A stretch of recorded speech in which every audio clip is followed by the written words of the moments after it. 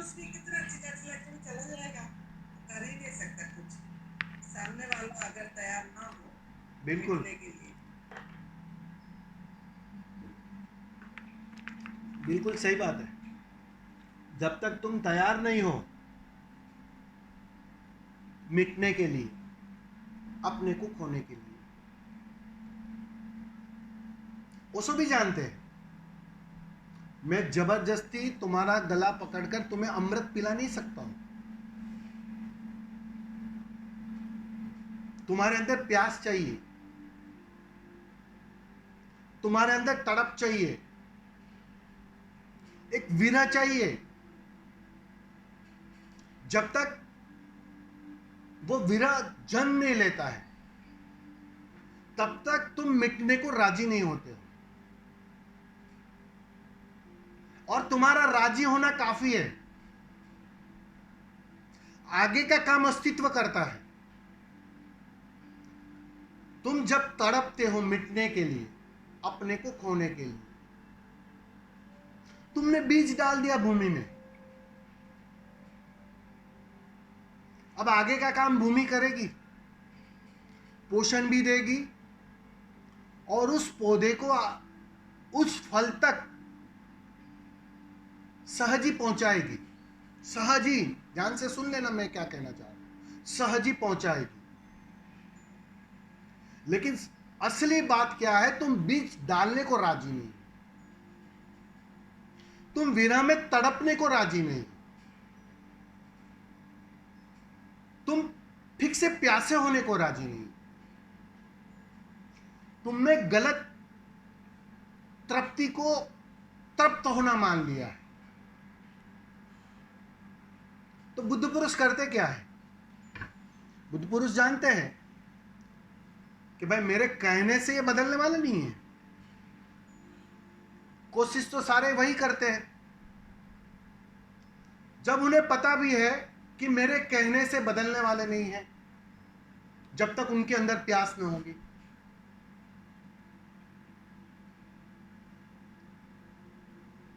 फिर भी चुप नहीं रहते हैं।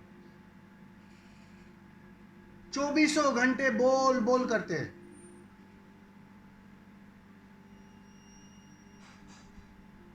क्या इतनी भी समझ नहीं है उनमें? ये सवाल तो आएगा ही कि जब वो जानते हैं कि मेरी कोशिश से तो बात बनने वाली नहीं है, मेरे कहने से तो बात बनने वाली नहीं है, लेकिन चुप भी नहीं रहते हैं। क्या बेहोश है वो? नहीं, उसके पीछे विज्ञान है। विज्ञान ये है कि वो बोल के तुम्हारे अंदर प्यास जगाने का आयोजन करते हैं। वह तुम्हारे करीब आकर तुम्हें और तड़पाते हैं, उसका आयोजन करते हैं कि तुम ठीक से बेचैन हो ही जाओ। अगर आग कहीं धीमी है, कमजोर है, तो उस आग में वो पेट्रोल डालते हैं। ये धंधा है उनका, ये काम है उनका। जैसे ही तुम चैन से बैठे, वो तुम्हारी भूमि छीन लेते हैं। अब चैन से बैठने ना देंगे वो, जब तक उस पार चले ही ना जाओ। उसका आयोजन होता है। इन शब्दों से, इन व्याख्याओं से अगर तुम तृप्त होने लगे तो इस बात को समझ लेना, तुम बुद्ध पुरुष को गलत आयाम में जी रहे हो, गलत आयाम में ले रहे हो। इन शब्दों के पश्चात तो तुम्हारे अंदर पीड़ा बढ़नी चाहिए, बेचैनी बढ़नी चाहिए, रात की नींद और हराम हो जाएगी। यह होना चाहिए। इसलिए वो बोलते हैं, वो उसका आयोजन करते, वो भूमि तैयार करते। पहुंचा तो नहीं सकते, बात पक्की है, वरना ओशो काफी थे, पहुंचा ही देते सबको। समझ रहे? पूरी सेना को पहुंचा ही देते, वो मरून मरून रोव वाली पूरी सेना को पहुंचा ही देते, लेकिन पहुंचा नहीं सकते। वो प्यास, वो तड़प, जब तक तुम फलित ना करोगे, तुम उस बीज को ना डालोगे उस प्यास की, तब तक बात न बनेगी। लेकिन उसके लिए प्रेरित करना, यही तो करुणा है ना। जो अभी मनुष्य योनि की बात निकली थी, प्रश्न था कि तुम चूक मत जाना, इसलिए मैं बोल रहा हूं, ये मौका बार बार नहीं मिलेगा, चूक मत जाना। भाग्यशाली हो तुम, गुरु का सानिध्य, उसकी करुणा की छाव, और तुम चूक जाओ, अभागे रहोगे। अभागापन और होता क्या है, दिवालियापन होता क्या है? सब कुछ तैयार था, तैयार थाली, और तुम भोजन ग्रहण ना कर पाओ।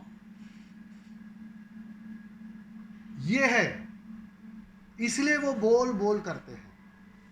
मूर्ख नहीं है वो जानते हैं। मेरे शब्दों से तुम थोड़ा तड़प ही क्यों ना जाओ। वो आग कुछ गहरी हो जाए, बस ये तात्पर्य है। और जो ठीक से तड़प जाता है, जो ठीक से बेचैन हो जाता है, वो मिटने के लिए तैयार हो जाता है। बीज को अपने बीज होने से मुक्त होना पड़ता है, खोना पड़ता है, बीज को टूटना पड़ता है, मिटना पड़ता है। वो तैयारी चाहिए। तो उस तैयारी के लिए जो भूमि चाहिए, जो प्लेटफॉर्म चाहिए, बुद्ध पुरुष उसका आयोजन करते हैं। बस इतना भर, उनका काम पूरा हो गया। फिर बाकी का काम अस्तित्व करेगा, समय करेगा, आपका अनुभव करेगा। वो फल प्रकट होगा एक दिन समाधि का। उसके लिए उन्हें कुछ करना नहीं है।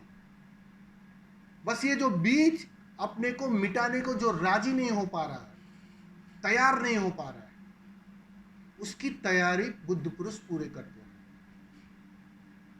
ये है उनका, अगर समझो तो ये है उनका काम।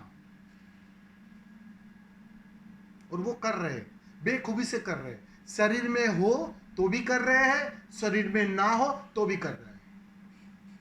सारे बुद्धों का यही धंधा है कि तुम्हें थोड़ा और ज्यादा ठीक से तड़पा दे, तुम्हें और ज्यादा ठीक से बेचैन कर दे। बस इतना काम है। समझ में आ रहा है ना मां?